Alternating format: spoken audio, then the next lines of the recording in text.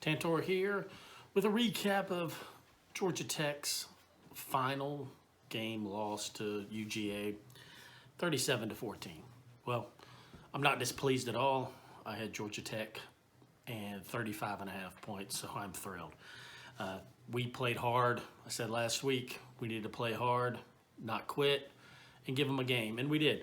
For the first half, we gave them all that they could handle. Unfortunately, NCAA football games have 4 quarters, and the second half just went downhill, and it was not good. But the first half, they came out. Hey, we'll keep it with the good and the bad. The good. The first quarter was excellent for us. We scored on our opening drive. We came out. We were going to go with our North Carolina game plan where we kill the clock, shorten the game, runs, use our 2-quarterback system, screen passes to the wide receivers, and go with it. And it worked. Did fantastic. And then we went over the top. Once we got Georgia's defensive backs drawn up, we went over the top to McCollum. And another play, we hit 2 big ones, 40-yard passes over the top on them. So that worked. That game plan was working. We scored and took a lead. That's the only lead we had all day, but hey, we take it. We liked it. So that first half game plan, and if it wasn't for a couple of drops by wide receivers and tight ends, we could have put more points on the board. But it didn't happen. That leads us to, that unfortunately leads us to the bad.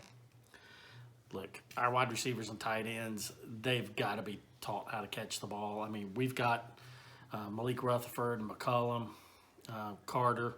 They do a good job catching the ball. Excellent job. But the younger guys, they've just really got to concentrate on that and catch with their hands and not with their body. And that makes a huge difference with the game. And with our quarterbacks, they need all the help they can get, and they just were not getting it from some of the guys out there. That punt team, it's just been disgusting all year, and it was even worse. If we could get a punt off, it was a line drive that Georgia was able to return, and the one he couldn't get off. I mean, you bounce the snap back to the guy, and he can't get the punt off. It's just sad. We cannot, and then we fumbled the ball in the third quarter. We cannot give Georgia short fields. I mean, we were right in the game in the third quarter until that punt and until the fumbles. That's it. That gave Georgia 2 short fields, 2 touchdowns, and we were done after that. And in the fourth quarter, Georgia had 2 long plays. The Georgia coaching staff, there's no accident that team is 12-0 and hasn't lost in a year.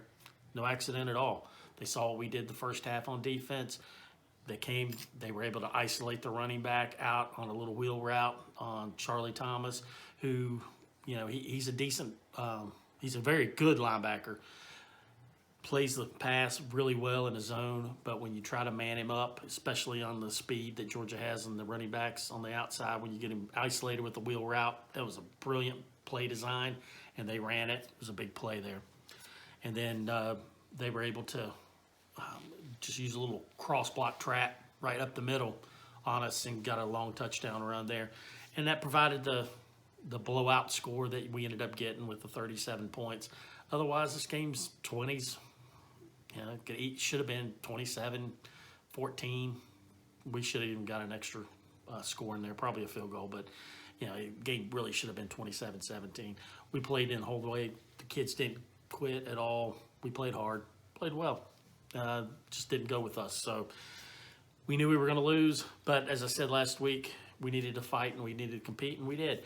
I really wanted us to be a little bit closer, so it made it look a little bit better, to give Coach Keys a chance for this job.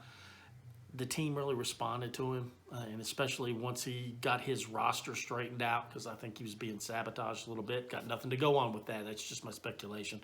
Once he got his roster set, he got the kids playing hard and playing well, and I really wish he could have gotten a shot at this job. And who knows, maybe the rumored guy turns the job down, because I don't want the rumored guy. But we'll deal with that when it comes along. This was a good season, all right? We got rid of Coach Jeff Collins. So it's nothing but positives here. Won 5 games, got rid of Coach Jeff Collins, Kids have played hard. Coach Keys has actually kept the recruiting class together.